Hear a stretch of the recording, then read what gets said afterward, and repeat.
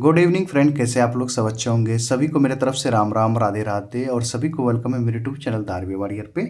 तो जो अब हम करेंगे current affairs, most expected current affairs for IBPS PU mains till 29 November तक। डेली एक क्लास लेके आऊँगा, अब जितने पार्ट्स बन जाए। बस आपको इससे ये उम्मीद मत रखना है कि 100% इसी से आना है, बस सबसे पहली बात। और सबसे पहली बात है, जिसको पेड बैच मिल चुका है उसमें मैंने सारे दिए, आपको डिटेल्स में करना है। ये बस आप कर सकते हो जब आप फ्री हो या टाइम निकाल के डेफिनेटली वॉच करना। इसमें मैं ना इंपॉर्टेंस ही करवा रहा हूँ, कम करवाऊंगा, 10 से 15 मिनट की वीडियो बनाऊंगा, जिससे कि आपको टाइम भी लैप्स ना हो ज़्यादा और आपको अच्छे कंटेंट भी मिले। ठीक है, ओके। और ये मेरे सारे करंट अफेयर्स मैं अभिजीत मिश्रा सर से पढ़ रहा हूँ। देखो वो सर करा ही रहे हैं, बट मैं अपनी तरफ से भी आपको प्रोड्यूस करने की कोशिश कर रहा हूँ कि आपकी और हेल्प हो जाए। ठीक है, हाँ, मेरे में लाख कमियां हो सकती है, बट मेरे कंटेंट में कमियां नहीं हो सकती, मैं आपको जो प्रोवाइड कर रहा हूँ। और टेलीग्राम ग्रुप के लिए परेशान मत होना, उसके कमेंट जो इस वीडियो के नीचे कमेंट बॉक्स में डाल दूंगा, पिन कर दूंगा, आप वहाँ से ज्वाइन कर लेना। चलिए स्टार्ट करते हैं। देखो सबसे पहला है कि finance ministry to sell 6.78% stake in GIC Re for 4700 crore through offer for sale. अब GIC रे क्या है? ये it is a government reinsurance company in India. Only एक ही री इंश्योरेंस कंपनी है इंडिया में, GIC रे। और कितना सेल कर रही है? 6.7% कर रही है, मतलब फाइनेंस मिनिस्ट्री या आप कह सकते हो गवर्नमेंट ऑफ इंडिया। कितने रुपए में? इसका प्राइस कितना होगा? 4700 करोड़ रुपए। ऑफर फॉर सेल क्या होता है? मीन्स शेयर पब्लिक को बेचा जाएगा। This will be the first stake sale since GIC Re listing 2017, मतलब 2017 में शेयर मार्केट में लिस्ट किया था, उसके बाद ये फर्स्ट टाइम है कि शेयर को बेचा जा रहा है। Got it? अब ये 6.78 कैसे बेचा जाएगा? 3.39% ऑफ इट्स इक्विटी में बेचा जाएगा, इक्विटी के थ्रू बेचा जाएगा। 3.39% as a greenshoe option. ये अब ये सब मत पढ़िए, आप ये बस याद कर लो, ये पूछा जाएगा, इतना ये डिटेल में नहीं। और 395 रुपये पर शेयर है, मतलब 395 रुपये पर शेयर है, फ्लोर प्राइस है। Right now share of government of India कितना है GIC रे में? 85.78% है। अब इसमें से 6.78 अगर सरकार बेच देती है तो सरकार के पास कितनी बचेगी GIC रे में हिस्सेदारी, मतलब शेयर? 79% बचेगा। हेडक्वार्टर कहाँ है GIC रे का? मुंबई है। CMD कौन है? रामास्वामी नारायण जी हैं। Got it? ये हो गया। अब ये दूसरे क्वेश्चंस की बात करते हैं, ये भी इंपॉर्टेंट है भाई। President Murmu ji approves constitution of 23rd law commission of India, क्योंकि 22nd law commission of India end हो चुका है, इसलिए 23rd law commission of India start हो जाएगा। वो देख लो कब से। टेन्यूर 3 ईयर्स है, 1 सितंबर 2024 टू 31 अगस्त 2027 तक। Got it? चलो, कंपोजिशन 12 मेंबर्स होंगे, एक चेयरमैन होगा, 4 फुल टाइम मेंबर्स होंगे, 2 एक्स ऑफिशियो मेंबर होगा, मैक्सिमम 5 पार्ट टाइम मेंबर्स होंगे। बट ये याद रखना कि 12 मेंबर्स होंगे। इसको एडमिनिस्ट्रेटर कौन करेंगे? Union ministry of law justice, मतलब 23rd law commission of India को एडमिनिस्ट्रेट कौन करेंगे? Union ministry of law justice. Mandate क्या चेंज? मैंडेट मतलब क्या वैलिड है इसके लिए? To review and recommend legal reforms to enhance the Indian legal system. बस इतना याद रख लेना है। फर्स्ट कॉन्स्टिट्यूशन कब बना था? 1834 अंडर द लॉर्ड मैकाले के टाइम में बना था। 22nd लॉ कमीशन इंडेट कब इंड हुआ? 31 अगस्त 2024। और चेयरमैन इसके कौन थे? जस्टिस ऋतुराज अवस्थी जी थे। इसके अभी नहीं बना है, ठीक है, बनेगा, जैसे ही अपडेट होगा बता दिया जाएगा। ठीक है, ये है अभी 22nd के जो है वो है, और 31 अगस्त 2024 के खत्म हो गया। ये 3 ईयर्स के लिए बना है, 1 सितंबर 2024 से लेके 31 अगस्त 2027 तक। Got it? ये हो गया।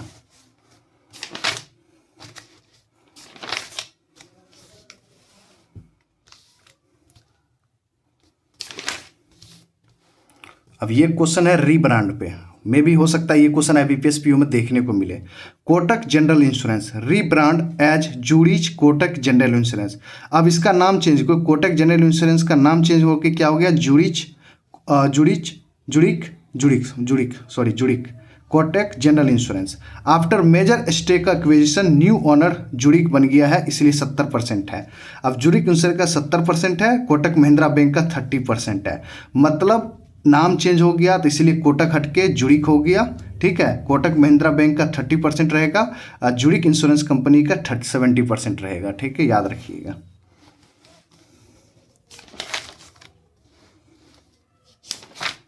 आपको मैं बस इम्पोर्टेंट करवाने की कोशिश कर रहा हूँ, ठीक है, जिससे कि आपका टाइम भी बचे। मैंने उस पर ये भी लगा कर रखा, देखो ये वाला लगा कर रखा हुआ इसलिए, ठीक है। अब successful launch of Agni 4 ballistic missile in Chandipur Odisha. कौन डेवलप किया है अग्नि 4 को? DRDO।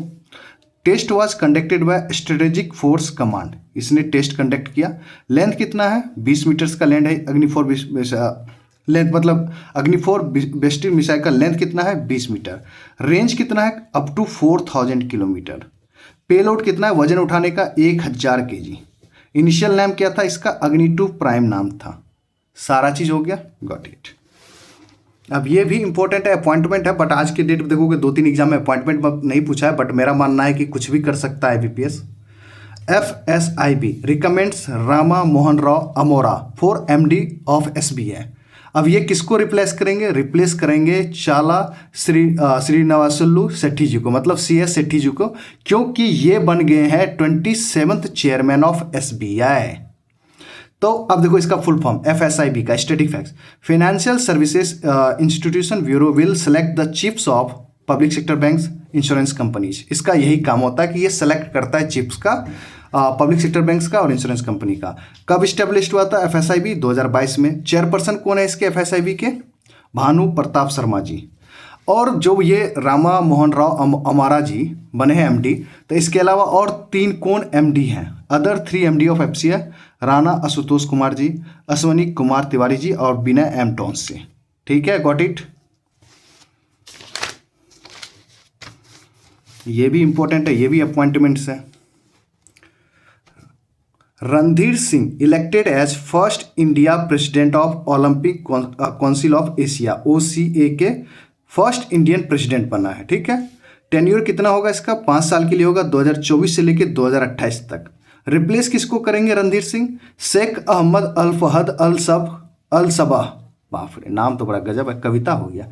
शेख अहमद अल फहद अल सबह कुवैत से बिलोंग करते हैं, ठीक है। इलेक्टेड ड्यूरिंग, कहाँ पे इसको इलेक्ट किया गया है? 44th general assembly of the OCA Olympic Council of Asia in new Delhi में हुआ, वहाँ पे सिलेक्ट किया गया है। देखो क्वेश्चंस आज के पूछने का तरीका क्या हो गया, ये सब सारा दे देगा। पूछेगा कहाँ पे इलेक्ट किया गया, या पूछ ले कि 44th general assembly of the OCA कहाँ हुआ था? न्यू दिल्ली में हुआ है। ही वॉज अ मेंबर ऑफ, ये क्या था अब इसके बारे में भी जान लीजिए। He was a member of the International Olympic Committee from 2001 to 2014 तक रहा है मेरे भाई। इंटरनेशनल ओलंपिक कमेटी मतलब तजुर्बा तो है भाई को। और headquarter of OCA Olympic Council of Asia Kuwait में है। कितने मेंबर्स हैं? 45 मेंबर्स हैं। अब आइए एक कमेटी के बारे में बात करते हैं जो सेबी की तरफ से बनाया गया है, ठीक है। SEBI sets up 22 member advisory committee, किस लिए बनाया गया? On listing obligation and disclosure. अब ये क्या होता है मेरे से मत पूछना, क्योंकि अभी बताने जाएंगे तो बहुत समय खराब हो जाएगा। अभी क्या है, मेरे को मुद्दा क्या है कि जितना हो सके उतना हम क्वेश्चन कर सके, क्योंकि वो इंटरव्यू नहीं है कि यहाँ पे पूछने जाएगा क्या होता है। इसको चेयर कौन करेंगे? ये 22 मेंबर एडवाइजरी कमेटी को मतलब लीड कौन करेंगे? Rama Subramaniam Gandhi ji, RS Gandhi ji, former deputy governor of RBI। अब इसका ऑब्जेक्टिव क्या है? To provide advice to SEBI on disclosure requirement on listing and post listing obligation, harmonisation and corporate governance. बस आपको याद रखना है कि 22 मेंबर्स एडवाइजरी कमेटी बनाया गया है। इसका नाम है लिस्टिंग ऑब्लिगेशन एंड डिस्क्लोजर पे डिस्क्लोजर के लिए। तो उसको चेयर कौन करेंगे? RS गांधी जी करेंगे, रामा सुब्रमण्यम गांधी जी करेंगे, जो कि farmer deputy governor of RBI रह चुके हैं, ठीक, गॉट इट।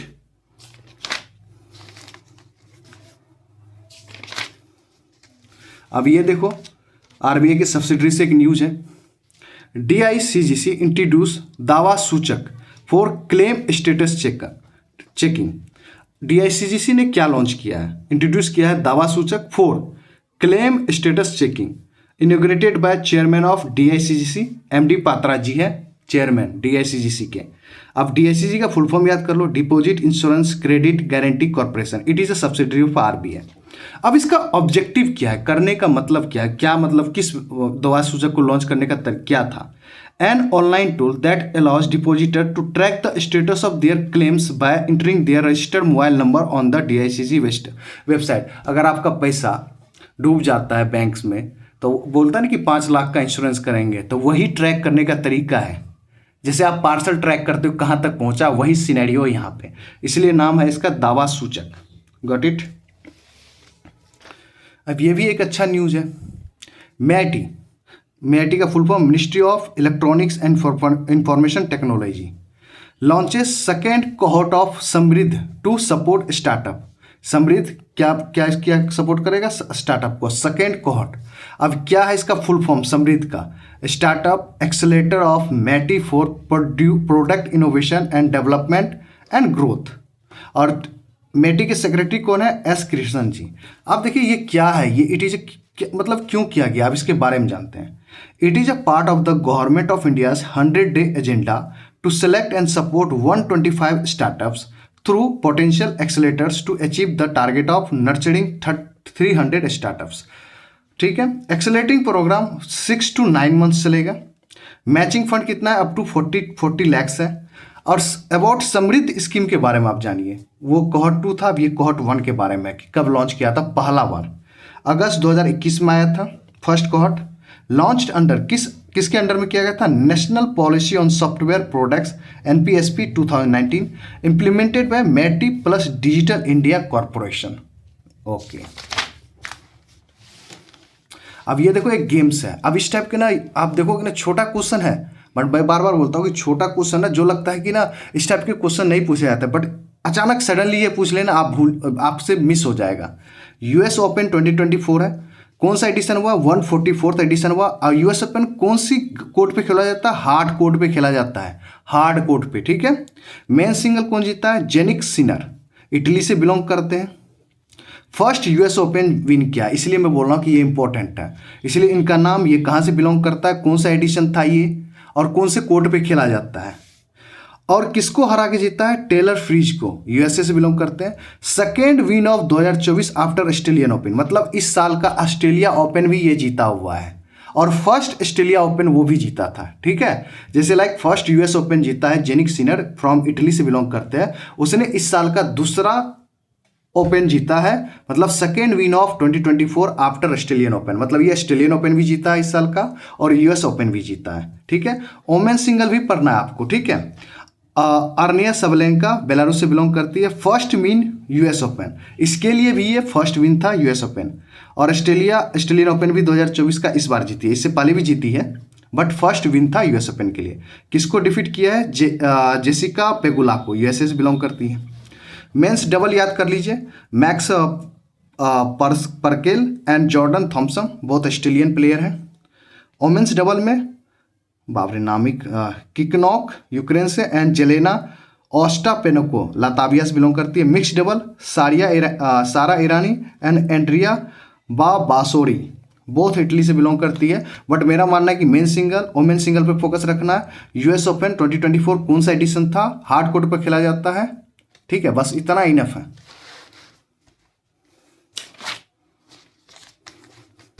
अब देखो एक और कमिटी जो सेलेक्ट हुआ है, रीइलेक्ट हुआ है, अमित शाह जी, ये हमारे गृह मंत्री जी हैं, होम मिनिस्टर हैं। Amit Shah reelected as chairperson of parliamentary committee on official language, 5 years के लिए चुने गए। प्रीवियस भी यही थे, प्रीवियसली सर्व्ड एज, क्योंकि इलेक्टेड नहीं लिखा गया यहाँ पे, री इलेक्टेड लिखा गया, मतलब पहले भी थे। तो कब से कब सर्व किए? 2019 से लेकर 2024 तक सर्व किए, अब फिर आगे 5 साल के लिए इसको री इलेक्ट किए गए हैं। स्टैटिक फैक्ट अब इसके बारे में पढ़िए, चेयरपर्सन ऑफ इसके कमिटी ऑन ऑफिशियल लैंग्वेज। कब इसको बनाया गया था? 1976 में बनाया गया था। एक्ट किस एक्ट के तहत? Section 4 of the official language act 1963। अब क्वेश्चन यहीं से पूछा जाता है, ये तो लिख देता है, और किस एक्ट के तहत ये बनाया गया है? Parliamentary committee on official language, the section 4 of the official language act 1963। Members कितने? 30 मेंबर्स हैं। लोकसभा से 20 मेंबर्स हैं, और राज्यसभा से 10 मेंबर्स हैं। अब ये ऐसा नहीं है कि जो बच्चे जीके भी देख रहे होंगे उसके लिए भी हेल्प हो जाएगा कि जो इसमें कितने मेंबर थे? 30 मेंबर। लोकसभा से कितने मेंबर होते हैं? 20 होते हैं। राज्यसभा से 10 मेंबर होते हैं। तो आपको अब ना करंट अफेयर के साथ स्टैटिक फैक्ट्स को भी लेके चलना पड़ेगा, जो आप लोग करते नहीं हो। चलो कोई नहीं। अब देखो जिनका, अब ये देखो इंपॉर्टेंट है, जिनका अब यूनियन बैंक ऑफ इंडिया का LBO का एग्जाम है, लोकल बैंक ऑफिसर का एग्जाम है, उनके लिए भी ये इंपॉर्टेंट है। अब करंट अफेयर सब जगह अलग अलग पढ़ने का थोड़ी है जरूरत। Union bank of India becomes first major bank to join PCAF कब बना था? 2015 में PCAF को बनाया गया था। अब ये क्या होता है?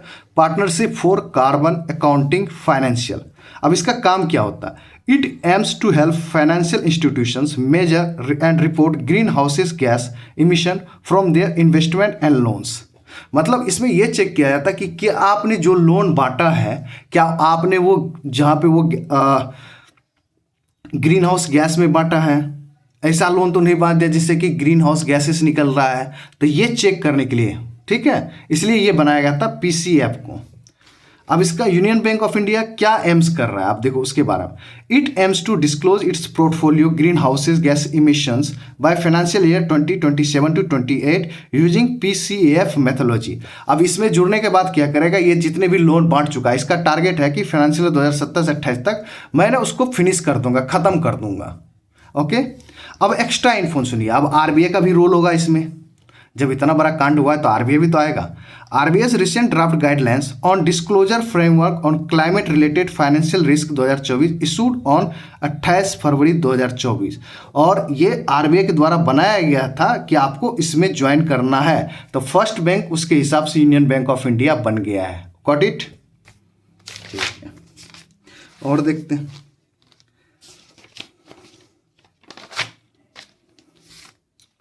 अब ये देखो, ये नेवल पे है। अब इस टाइप का क्वेश्चन पूछा जाता है मेरे दोस्त। India bolsters naval capabilities launch of Mahe class anti submarine warfare vessel. अब ये जो लॉन्च हुआ है, एक तो मालपे लॉन्च हुआ है एंड मुल्की लॉन्च हुआ है। तो मालपे 4th शिप बना है, 4th नंबर का शिप है, और मुल्की जो है ये 5th नंबर का शिप है। ठीक है, अब ये किस चीज का पार्ट है? It is a part of 8 anti-submarine warfare shallow watercraft projects built by Cochin Shipyard Limited for Indian Navy. Indian Navy को बना के देगा Cochin shipyard 8 anti-submarine warfare shallow watercraft project, जिसमें कि ऑलरेडी 3 तो बन ही गया था, चौथा अभी दिया है, 5वां दिया है। जो चौथा है वो मालपे है, 5वां जो मुल्की है, और 3 अभी रिमेनिंग है, जो कि 3 अभी आप करंट अफेयर और पढ़ोगे, जैसे लाइक दिसंबर होगा, नवंबर खत्म होते होगा, तो वहां पे कोई देगा तो फिर उसके बारे में चर्चा करेंगे। बट आपको याद रखना है कि ये मालपे और मुल्की किस क्लास के हैं? Mahe class anti submarine warfare vessels हैं। अब किसके द्वारा बनाया गया? कोचिन शिपयार्ड लिमिटेड के द्वारा। ठीक है, क्वेश्चन इस तरह से पूछा जाता है।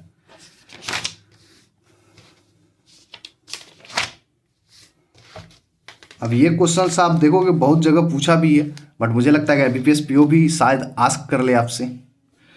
World first Asian king vulture conservation centre inaugurated in Uttar Pradesh. मतलब इनोग्रेट हो गया है, बन गया है गोरखपुर में। ठीक है, उत्तर प्रदेश के नाम क्या होगा उस वल्चर कंजर्वेशन सेंटर का? Jatayu conservation and breeding centre. Cost कितना है? 2.8 करोड़ रुपए। अब वल्चर स्पीसीज कौन होगा? Red handed vulture. अब इसको क्यों बनाया गया? क्योंकि जटायु ये जो है ना एशियन किंग वल्चर कंजर्वेशन, इसको ना IUCN रेड लिस्ट 2007 से इसको ना इस लिस्ट में शामिल कर चुका था, इसलिए इसको बचाना जरूरी है। ये भी याद रखिएगा कि इसको कब शामिल किया गया था IUCN रेड लिस्ट में? 2007 से। ऐसे ही क्वेश्चन बनते हैं, यहाँ से क्वेश्चन बनते हैं, न यहाँ से। आजकल उल्टा क्वेश्चन बन रहा है मेरा भाई। ये भी इंपॉर्टेंट है, ऑर्गेनाइजेशन बड़ा है इसलिए। Tayyab Ikram is set for second term as FIH president. International hockey federation के प्रेसिडेंट बने हैं सेकेंड टर्म के लिए तैयब इकरम फ्रॉम मकाओ। ये मकाओ से बिलोंग करते हैं। फर्स्ट टाइम सिंस 2022 में फर्स्ट टाइम बने थे। एज 13 प्रेसिडेंट बने थे। मीन्स इस बार भी ये आप कह सकते हो कि 14th कर लो, 14 प्रेसिडेंट हो गया, क्योंकि दोबारा बना तो 13 तो पहले था, तो दोबारा बनेगा तो 14th होगा। ठीक है, अब कहाँ पे हुआ था? 49th international federation of hockey statutory Congress meeting जो हुआ था मस्कट ओमान में। ठीक है, आपसे ये भी क्वेश्चन पूछ सकता है कि 49th international federation of hockey statutory Congress कहाँ हुआ था? मस्कट ओमान में हुआ था। ओके, चलो आज इतना ही है, 1-2 और करवा लेते हैं, कुछ था। आप देखो क्वेश्चन से देखो कैसे पूछेगा। मैं बोल रहा हूँ स्कीम जो आते हैं ना आपको करंट अफेयर से रिलेटेड ही आते हैं। अब PM किसान मनधन योजना PMKMY celebrates 5 year a successful implementation. अब ये पढ़ना पड़ेगा क्योंकि इसके 5 ईयर्स हो गए हैं। अब ये क्या है? A central sector scheme which provide social security to all land holding small and marginal farmers. ये किस टाइप की स्कीम है? It is a pension scheme. अब इसके डिटेल्स पढ़िए आप, पेड वाले स्कीम में ऑलरेडी मैंने दे रखा हूँ, तो आपको पढ़ना पड़ेगा। ओके, और कुछ करवा रहा था, बढ़िया चल रहा था वीडियो तो मैंने सोचा कि करवा ही देता हूँ।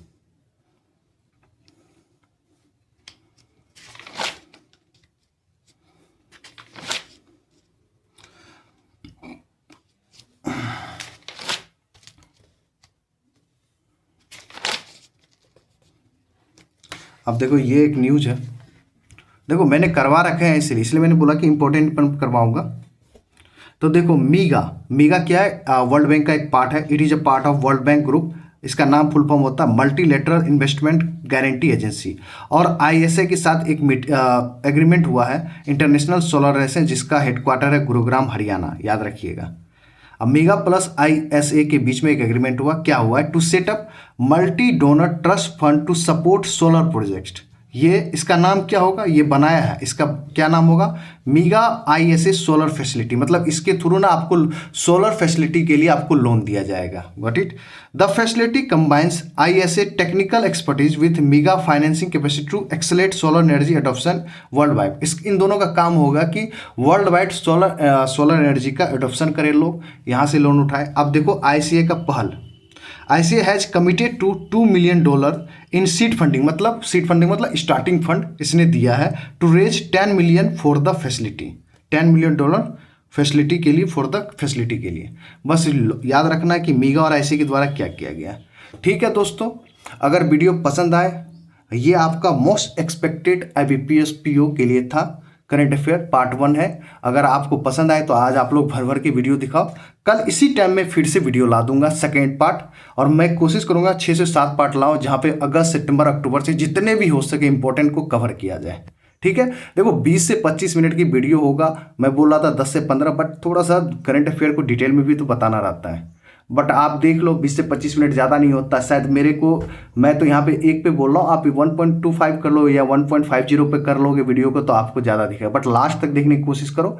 टेलीग्राम के लिए परेशान मत हो, टेलीग्राम का ग्रुप दे दूंगा, लिंक का ग्रुप, टेलीग्राम ग्रुप का लिंक दे दूंगा अपने कमेंट बॉक्स में, वहाँ से ज्वाइन कर लेना। अगर आपको पसंद आए तो लाइक करना, अपने फ्रेंड के साथ शेयर कर देना। ठीक है, मिलते हैं नेक्स्ट वीडियो में।